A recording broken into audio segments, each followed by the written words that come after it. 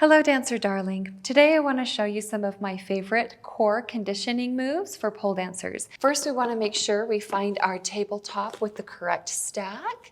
That elbow pit should be facing to the inside to the other elbow pit.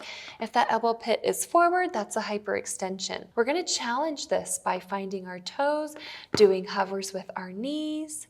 We can also challenge ourselves by taking an arm off here one at a time.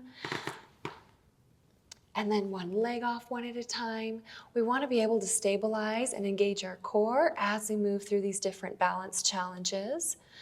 Also, very essential for us as pole dancers is to get those strong shoulders with that bent elbow and our forearm stand here.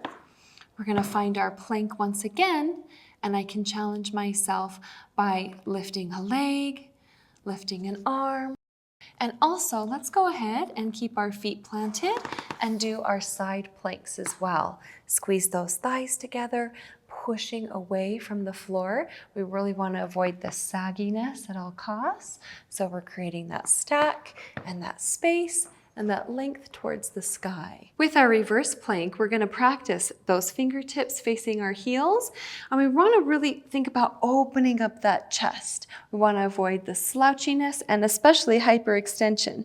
So soften those elbows, stack them up, open the chest. From here is where we push into the feet and lift those hips, keeping those elbows stacked, the chest open, pulling those shoulder blades toward each other as we squeeze and lift those hips. Again, I can challenge myself with some different balancing challenges, going into straight legs, making sure we keep our elbows stacked and our chest open. Our last one is going to be the downward dog. This one's going to help us so much for starting to go upside down for our handsprings, aishas, butterflies, etc. Come into our tabletop first, stacking those elbows, maximum push the chest away from the floor, keep those abdominals held in, walk the feet, keep your knees nice and bent first so that we can drop the head and push the shoulder blades in the ears. I'm pushing my tailbone high to the sky. From here, you can bend those knees and try to drive those heels down by tilting that pelvis up. Getting really strong in this position, closing out the space between your shoulders and ears is very important. I can try taking one hand in line with my nose and finding a balance, and taking a little more challenge as well, taking one leg up at a time, getting comfortable in that downward split.